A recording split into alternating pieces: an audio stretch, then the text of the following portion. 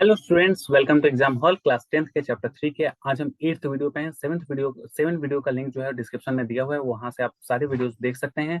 और इनकेस कोई भी डाउट होता है तो आप कमेंट करके पूछ सकते हैं, और कोई सजेशन देना चाहते हैं तो भी कमेंट आप कर सकते हैं। नेक्स्ट वीडियो में हम उस पर काम करने का कोशिश करेंगे। जो सबसे लास्ट वीडियो है उसमें हमने इंपॉर्टेंट क्वेश्चन आंसर डिस्कस किया हुआ है, और जो सेकंड लास्ट वीडियो है उसमें हमने पूरे चैप्टर को समराइज किया हुआ है। इस वीडियो में हम आज जो बात करने वाले हैं वो लेट 19th सेंचुरी में जो कॉलोनीज थी उनके बारे में हम बात करेंगे। हम जैसा कि जानते हैं कि जो भी मतलब कि ट्रेड था 19th सेंचुरी का, वो जिस तरीके से फ्लरिश हुआ, वहां पे बहुत सारे यूरोपियन कंट्रीज में रॉ मटेरियल्स की कमी थी। उसके लिए उन्होंने क्या किया, अपने जो जो भी मतलब कि उस टाइम पे पावरफुल कंट्रीज थी, उन्होंने दूसरी वीक कंट्रीज को, टेरिटरी को अपनी कॉलोनी बनाई, और कॉलोनी बना करके वहां से रॉ मटेरियल एक्सट्रैक्ट करना शुरू किया। अब इस तरीके से जब रॉ मटेरियल उन्होंने एक्सट्रैक्ट करना शुरू किया और उससे अपना डेवलपमेंट तो किया, बट जो पूरा ये डेवलपमेंट है उसका एक डार्कर साइड है। डार्कर साइड यही है कि जो कॉलोनीज थी जहां से ये लोग रॉ मटेरियल लेकर के आते थे, वहां के लोगों का जो मतलब कि फ्रीडम था और लाइवलीहुड था, उसका लॉस ये लोग करते थे।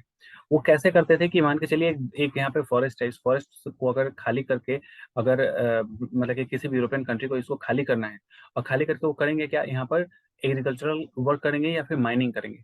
तो यहाँ के जो लोग थे, जो यहाँ इस जंगल में रहते थे, उनको यहाँ से माइग्रेट होना पड़ता था, या उनको ये लोग मार देते थे। तो यहाँ पे लाइवलीहुड का भी लॉस हो रहा है, और जो है यहाँ के जो लोग हैं उनका फ्रीडम भी यहाँ पे जो है खत्म हो रहा है। और फिर यहाँ पे उनका कब्जा हो जाता था, और अपने जो भी उनका काम होता था, जो भी उनका पर्पस होता था, उस तरीके से इस लैंड का, इस जगह का यूज करते थे। तो अब हम जानते हैं कि मतलब कि लेट 19th सेंचुरी में जो कंक्वेस्ट हुआ, उसका पेनफुल इम्पैक्ट किस किस चीज पे पड़ा।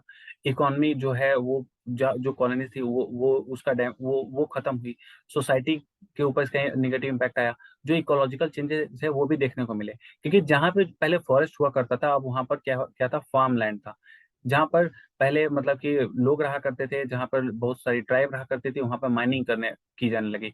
इससे जो इकोलॉजिकल चेंजेस है उसका भी निगेटिव इम्पैक्ट यहाँ के रहने वाले लोगों को देखना पड़ा। और फिर जो यूरोपियन कंट्रीज थी, उन्होंने अपनी ये जो कॉलोनीज बनाई थी उनको जबरदस्ती वर्ल्ड इकोनॉमी का पार्ट बना दिया।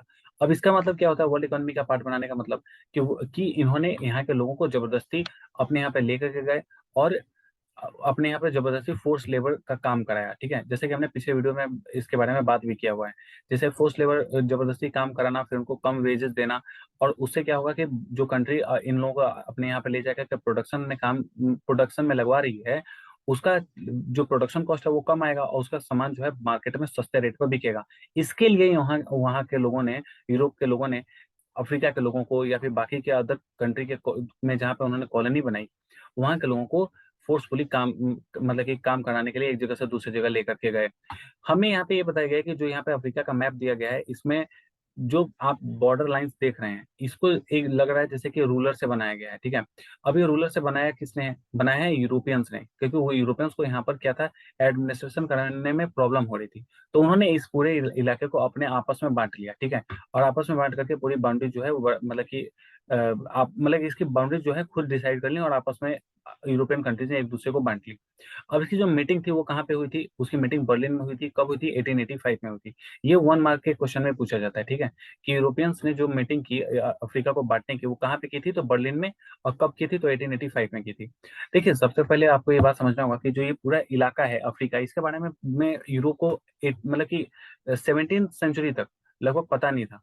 18th सेंचुरी में इसके बारे में पता कैसे चला, एक यहाँ पे ना मतलब कि मिशनरी आई हुई थी, मतलब कि जिसका नाम क्या है, लिविंगस्टन। ठीक है, लिविंगस्टन जो मिशनरीज थी वो लोग यहाँ पे आए हुए थे, और उन्हीं लोगों ने यहाँ पर जो है पहली बार इसमें एंट्री किया, क्योंकि लोगों को पता था नहीं कि यहाँ पर कैसे लोग रहते हैं, वहाँ का सिस्टम क्या है रहने का, और यहाँ का कल्चर कैसा है।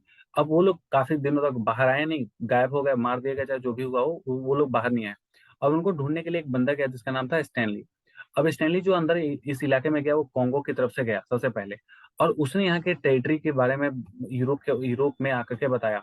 तो जब यूरोप को इसके बारे में, यहाँ के लोगों के बारे मतलब कि यहाँ यहाँ का एडमिनिस्ट्रेशन के बारे में पता चला कि यहाँ पे कोई खास एडमिनिस्ट्रेशन नहीं है, कोई यहाँ पे खास आर्मी नहीं है, ट्राइबल लोग हैं, ट्राइबल लोग ही अपने आप को खुद से रूल करते हैं।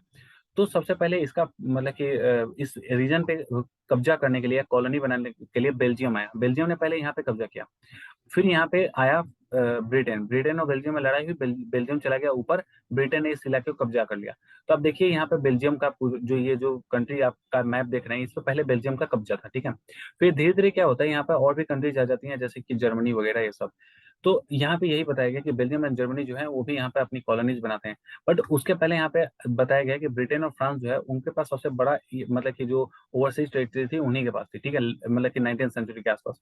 तो जो ये अफ्रीका का भी रीजन आप देखेंगे तो इसमें जो सबसे बड़ा जो एरिया शेयर है वो फ्रांस के पास है।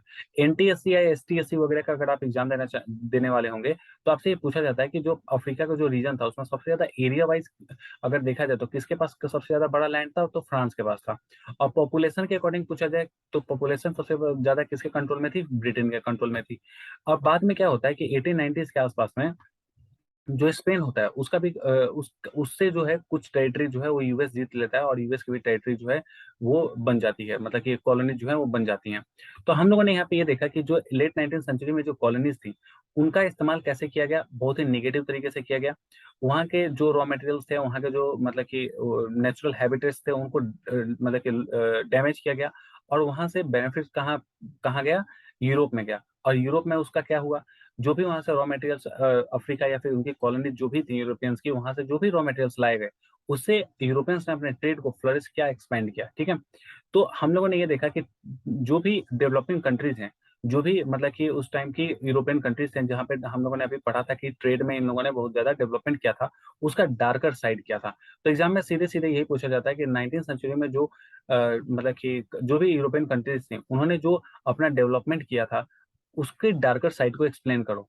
तो आपको यही बताना है कि जो भी यहाँ पे मतलब कि यूरोपियन कंट्रीज उन्होंने जिन जिन कंट्री को अपना मतलब कि कॉलोनी बनाई, वहाँ के लोगों को माइग्रेट करने पर उन लोगों ने मतलब कि क्या किया, फोर्स किया।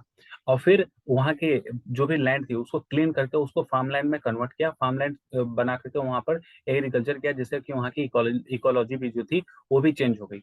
फिर वहाँ पे माइनिंग की गई और वहाँ के लोगों को जबरदस्ती वर्ल्ड इकोनॉमी का पार्ट बनाया गया, फोर्स्ड लेबर में कन्वर्ट किया गया, जिसे हम इंडेंचर्ड लेबर भी कहते हैं, ठीक है।